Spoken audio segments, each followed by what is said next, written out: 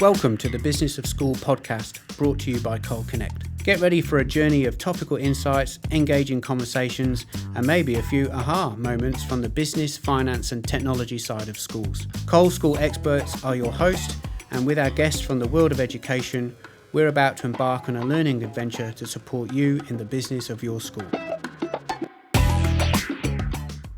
Today on the Business of School podcast, we're joined by Lucas Filer, one of the co-founders of Compass, a platform that over the past 15 years has grown from a bold idea into a core administration system used by thousands of schools across Australia and beyond. In this conversation, we'll hear how Compass was shaped by real-world school challenges, the relationships that informed its development, and how a vision of reducing complexity and improving school efficiency continues to guide its future. This episode offers practical insights into how a software platform built for schools can support schools to achieve their strategic goals. Welcome, Lucas, to the Business of School podcast. Thanks so much, Kenton. Really appreciate being with you. Yeah, thanks for joining us, and we look forward to hearing more about your story with Compass and the benefits that your organisation has been offering to the school sector. Well, maybe we start from the very beginning. Can you take us back to the early days of Compass and what operational and administrative challenges in schools that you were seeing back then, and how you used that to drive your decision to build a platform that is designed to streamline school processes that many people are familiar with now with the Compass solution? Yes, certainly. So Compass, we founded back in 2010. And I suppose at the time, school technology was a bit outdated and a bit fragmented. I think the market as a whole had perhaps not received the attention it was due. Yeah. It was viewed as low interest, especially by startups at the time. And so we thought this was a really good opportunity to get in and shake things up, especially in Victoria, where we're from originally. That's where you started off the project, was it, in Victoria? Yep, absolutely. So a pretty typical startup story in many senses. Began in my parents' living room, quite literally two people. Yeah. And not in the garage, because the Australian summers, of course. I was going to say it was either in a bedroom, a living room, or a garage, isn't it? So yeah.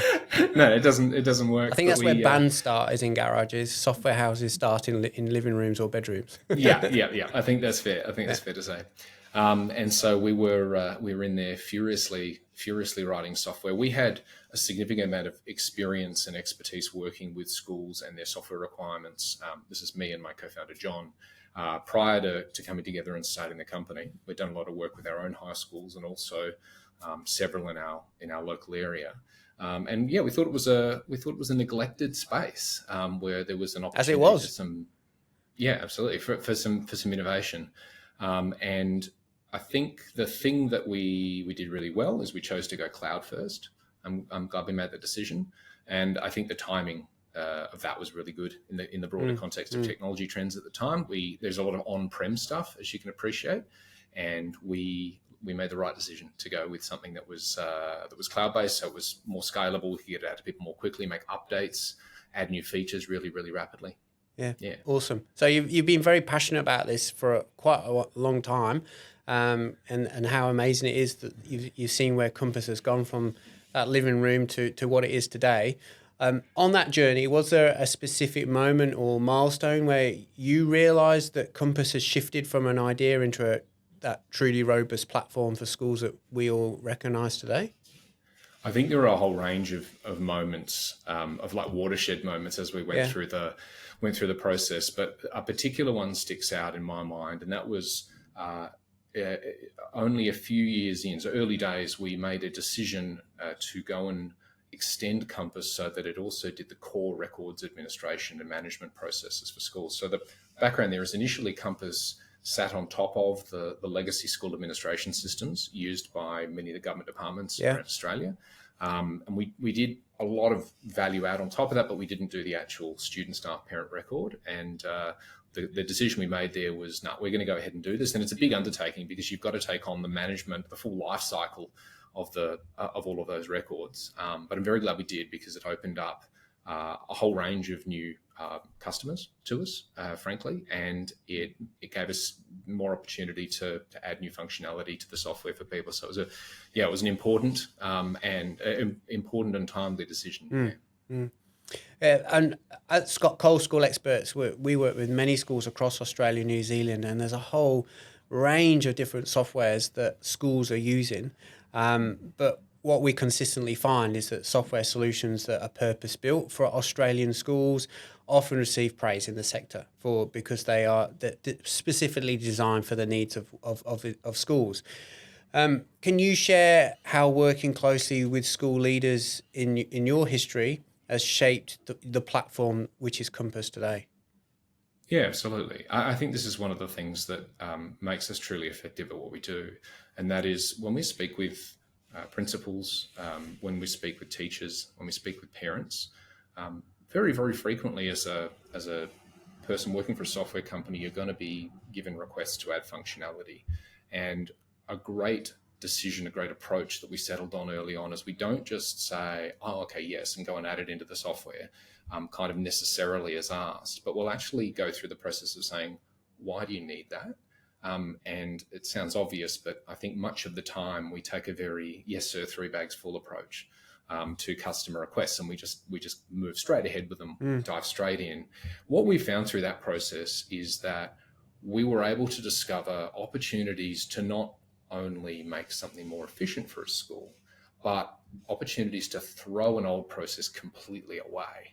And that, I think, is particularly powerful. Yeah. It's one thing to automate something, and it's another thing to get rid of it altogether. Yeah. And so the thing that we do is we don't just ask what schools want. We actually bother to find out why they might need it. And that reveals all sorts of opportunity under the hood.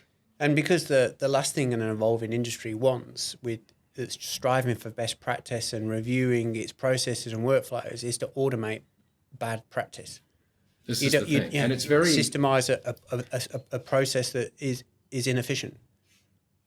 Yeah, I completely agree. And it's very easy to fall into that trap, I think. You look at the current paper process, or you look at a current hybrid of a software workflow with a paper process, and you say, oh, this would just be so much easier if that bit went onto that bit a little bit more automatically. Yeah. And we've been diligent in having conversations with customers that are sometimes, very challenging conversations, because you're essentially saying, I hear what you're saying, but, and that's very challenging, but we're diligent about doing it. And I think it's opened up a whole bunch of new opportunities. The thing that we are then, the thing that we then do to back that up is we are responsive. And we have invested very heavily in being able to make enhancements and refinements to our platform very, very quickly. So we make enhancements to Compass often as frequently as every few weeks. And that has served us well in being able to be responsive to people's requirements. And in those conversations and workshops that you were having with school leaders in that process, was there any particular processes that you kept coming across frequently that were ones that you were throwing out the window or making redundant? Yeah, lots of query the data onto the screen, put it in a report, print it out, hand it to someone to read. That's very, very common. And so our philosophy was cut out the printing loop. And it sounds funny saying it in 2025, because I think we take it for granted we don't really do those things anymore. But putting myself in the shoes of a principal, perhaps, when we originally started, it was not uncommon for an attendance report or summary or dashboard or something to be prepared by another staff member in admin, printed out, handed to them, and they would then visually review it and then provide some feedback. And we said, well, from a digital literacy standpoint, we don't think the bar is too crazy to have people logging into the software and seeing the live dashboard. And so we pushed that in many, many parts of the platform, and that was incredibly successful. So when you go in as a principal, you get a summary of the information that you need, and it's generated automatically, and you've cut out that whole manual loop. Yeah. So very common, Yeah. Now in the age of the dashboard. Yeah, this is the thing. This is the thing, and that can be quite a challenging change process, I think, for some people. We're definitely seeing that still. That is a challenge. Yeah. These change processes associated with these things can be pretty complicated, right? The other one that we invested a lot of energy in is challenging some sacred areas that historically hadn't really been. People hadn't been open to touching. Yeah. A good example would be from a parent standpoint. So something we did early on was we had schools request that parents could, we send a text message in the morning when students don't turn up at school unexpectedly, and the request that inevitably comes from that is, can parents reply to it so that that can be fed back into the attendance system? And a lot of other solutions took that kind of approach, and we said, this is silly. Why don't we just see if we can find a way for the parent to just type the attendance note directly into the computer system and have an approval workflow? And again, in hindsight, it sounds kind of obvious, but at the time it was a bit of a sacred cow. People perceived you couldn't do this. We needed a paper note, we needed an SMS, we needed an email. And we said, no, we've got an authenticated computer system here. Parents have an individual account. It's all tracked and audited. Yeah. It's completely reasonable to put it in. Yeah. And that cut an enormous amount of paperwork and time out for schools. The efficiency gain from just simple tweaks like that. Yeah. And empower the stakeholder, let the parent do the work for you. This is the thing, and parents love it because it's quick, right? They're picking up the app on their mobile phone, they're going add note, typing and pushing save and forgetting about it, and closing that whole loop so much more quickly in the morning, I think is really, really valuable for parents. Yeah, excellent. As yours and John's vision for Compass evolved, how did you find yourselves balancing innovation with the practical needs of the schools that you were talking to? It's very, very complicated. It's very, very complicated because I suppose understandably everyone has an enormous emotional investment in the outcome, and everyone has differing priorities and competing needs. We triage thousands, literally, of different requests every year. We do a really, I think, quite sophisticated job of grouping them by theme and analysing them and understanding what the trends are. There's two, I think, main streams in the business that we've established, is how we'd characterise it, to be able to approach this challenge. One is for us to have strategic long-term approach in terms of the functionality we build. These are the big rocks, the big wins, the big things.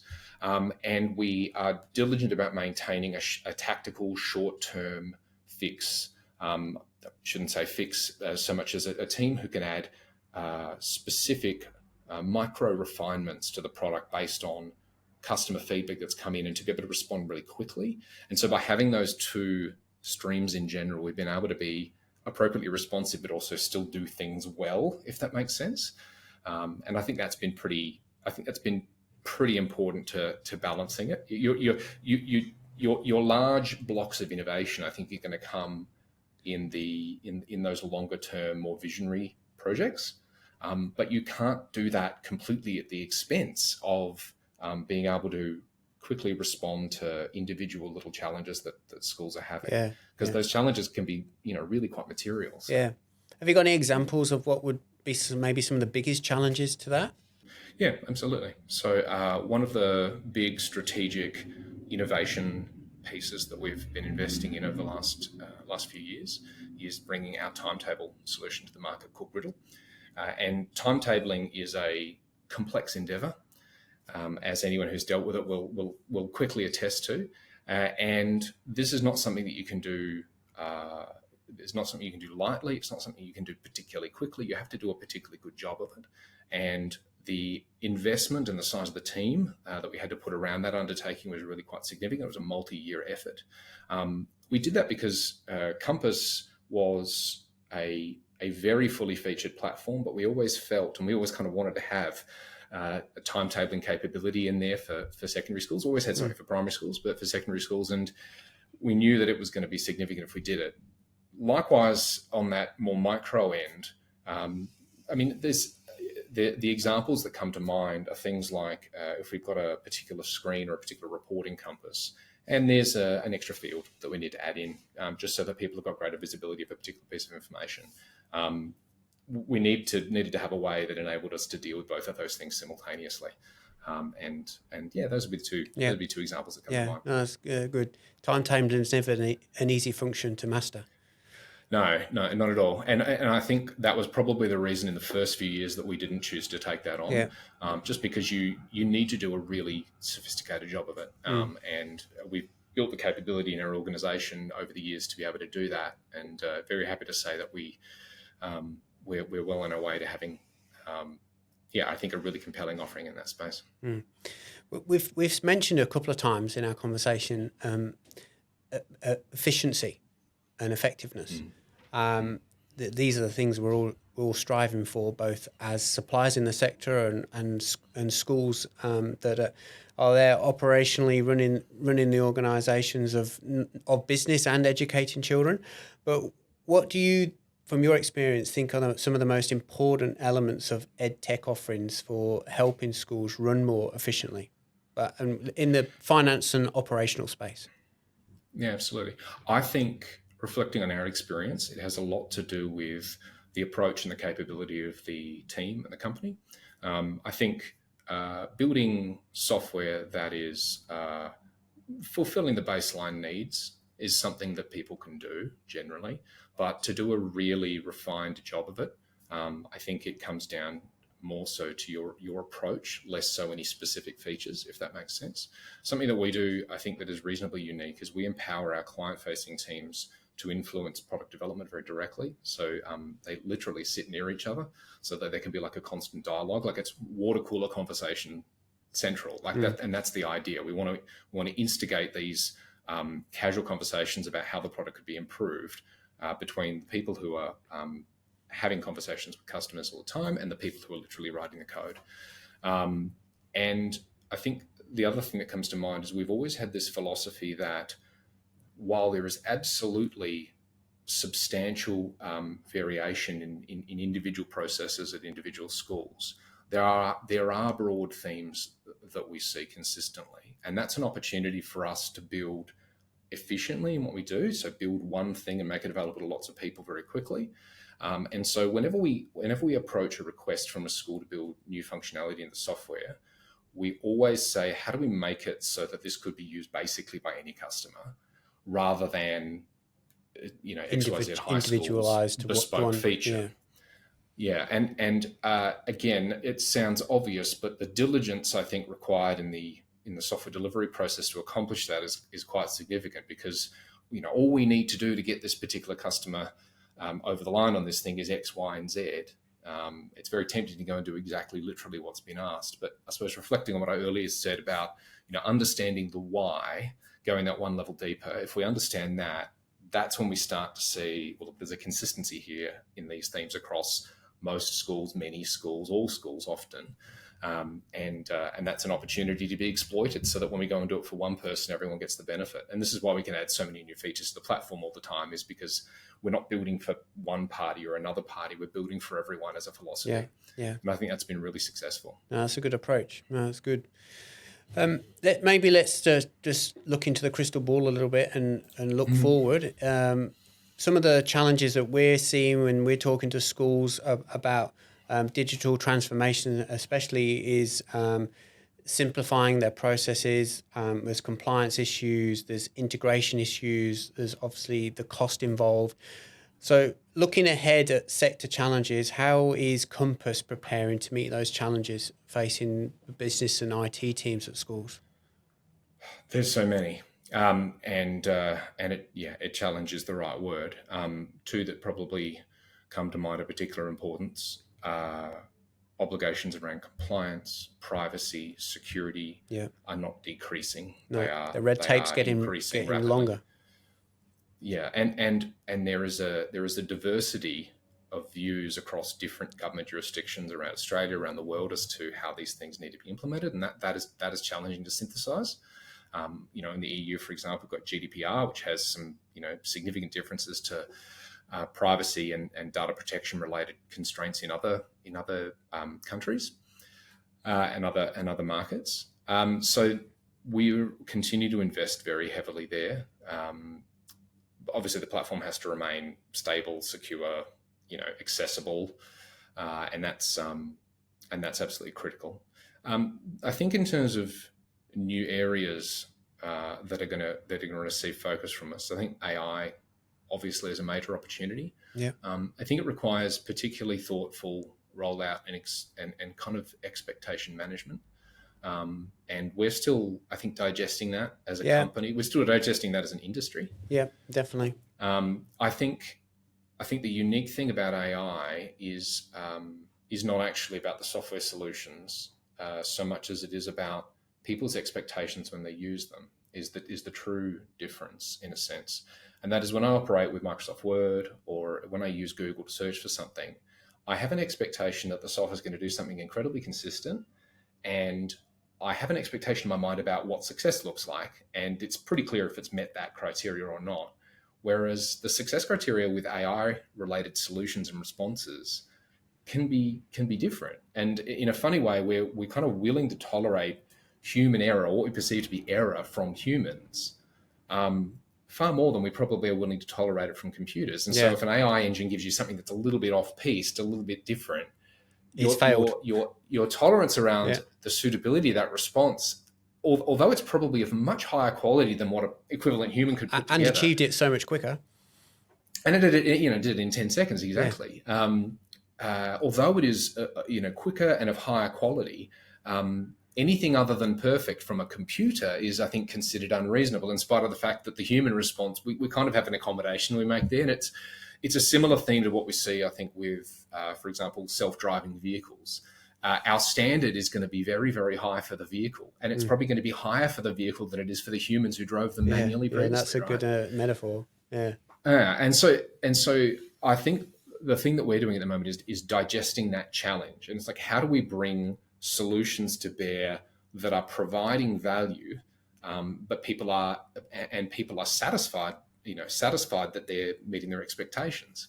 That's really, really challenging. It will be, yeah. And you, Lucas, you've been in the sector for a long, long time, and Compass has been providing software solutions for schools for 15 years. I think we said it was. Is that right? 15 years? Sure is. Wow. Got the wrinkles to show for it. What excites you most about how the platform will continue helping schools thrive in the future, looking forward for the next 15 years? I think the next 15 years for Compass is going to be one of refinement, and also one of innovation in some of these new spaces that we've spoken about.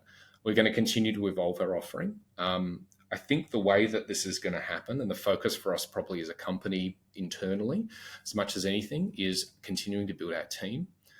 So as you go through the life cycle of a kind of startup, you move from two very young guys in someone's living room, right through to a company employing several hundred people, and the need for all of the maturity and sophistication that comes with an operation of that nature. We invest very heavily in our people in terms of the resources they have access to, in terms of their access to customers, and the level of flexibility they have in their work. And I think as a result, we built real depth. And I'm very excited about looking at the next generation of leaders in our business, reflecting on it as an original leader, I suppose you might say, and them coming up in the future and bringing new capabilities and refinements in the software. Yeah. So that's probably what excites me, the people. And it is. It sounds exciting. That's good. And it's credit to you, your team, and the people you've got involved that we see that building and growing from those on the outside and in the sector. It's as a sector, it's an incredibly rewarding space to work in. And I think a large part of that is our customers, for the most part, are people that are doing their job for the love of it. It really is. Education is not something you go into for some of the other reasons you might go into other careers, and that makes it emotionally deep, frankly. But it also makes it incredibly rewarding when you're able to satisfy people's requests and what they're looking for. Yeah, and it is an industry in the school sector that's been revolutionised by technology at the moment. But it doesn't matter where you are, like the business that you do, creating software. What we do with outsourcing virtual services, it's still all about people. And at the end of the day, 100%. That's because it's all about humans teaching children. And that's what we're trying to support. So around, that as a background, it's still all down to people. I totally agree. It's invigorating. I love every second of it. And I'm glad I get to work with a group of people who are so enthusiastic about it. Yeah. It's really rewarding. Awesome. Well, thank you so much for joining us in the virtual guest seat of the podcast. It's been fantastic having this conversation with you today. Really appreciate it, Kenton. I hope you enjoyed yourself. And certainly did. We look forward to hearing the next chapter.